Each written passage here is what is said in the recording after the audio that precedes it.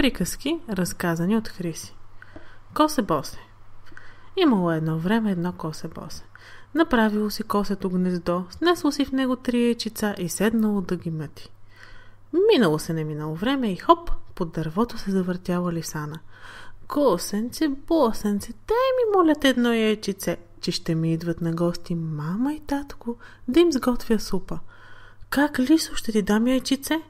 Че нали искам челят да си завъдя? Как да ти дам? Я бързо да ми дадеш едно яйце, че като замахна с тая опашка и като отсъка дървото и гнездото ти ще падне и яйцата ще се щупят. Оплашило се косето-босето от лисаната опашка и дало едното си яйчице. На другия ден лисана пак се завъртяла под дървото, пак си поискала яйце, този път за Леля и Чичо. Косето-босето не искало да й го даде, но тя пак го заплашила и се сълзи на очите, той дал и второто си яйчице. На третия ден пак дошла лисана, пак почнала с меден гласец да му говори. Моля те, косенце, босенце, дай ми едно яйчице. Батко и кака са ми на гости да им сготвя. Ама, лисо, как да ти дам яйце? Само едничко ми е останало. Имай милост, пожали ме. Давай яйцето, че като замахна с опашката и ти и гнездото ще паднете на земята. Оплашило се косето и дало и последното си яйчице. После с натъжало сърце кацнало в празното гнездо и заплакало с тъжни сълзички. Плакало косето, плакало и ето отдолу се задал Шаро. Защо плачеш, косенце?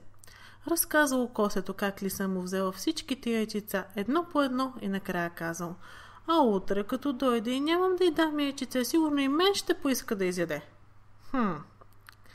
Тогава ето какво ще й кажеш, казало кучето. Да изяде не те пътлъстата кокошка, дето се е скрила в храстите, а в храстите ще се скрия аз и хубаво ще я науча нея крадлата. На следващата сутрин лиса пак дошла под дървото. Като разбрала, че няма повече яйца, поискала косто да изяде, а той рекло: не ме яш мене, лисо. Аз съм малко и слабичко, няма да те нахраня. Но виж, ей там в храстите се е скрила една тлъста кокошчица, не я изяш. Така и ще направя, косенце, казала лисана и хоп, скочила право в храстите, а там я чакал Шаро.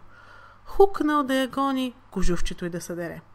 Бяга лиса, бяга по нея Шаро. Тък му да я стигне и тя с един скок се скрила в дупката си.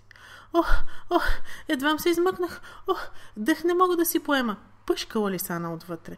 И като се успокоила малко, започнала да си говори. Вие, ушички, какво викахте, докато ни гонеше кучето? Викахме: бягай, лисо, да бягаме. Браво на вас, ушички, кака ще ви купи обички? А вие, очички, вие какво викахте? Бягай, лисо, да бягаме. Браво на вас кака ще ви купи очилца? Ами вие, ръчички, какво викахте? И ние викахме: беш лиски да бягаме, отговорили те. Браво на вас. На вас кака ще ви купи ръкавички. А вие, крачета, какво викахте? И ние викахме: бягай лисо да бягаме, бягай лисо да бягаме. Браво на вас кака ще ви купи чехлички. Ами ти, опашко, ти какво викаше? Дръж Шаро лиса за опашката, дръж Шаро лиса за опашката, виках аз. Така ли, ядосала се лисана, чакай да видиш ти, като те дам аз тебе на Шаро. И ядосаната лиса подала навън от дупката опашката си. Кучето само това и чакало, хванало лиса за опашката, измъкнало я цялата от бърлогата и така и съдрало кожухчето, че от срам лиса не избягала през 2 гори в 3-та.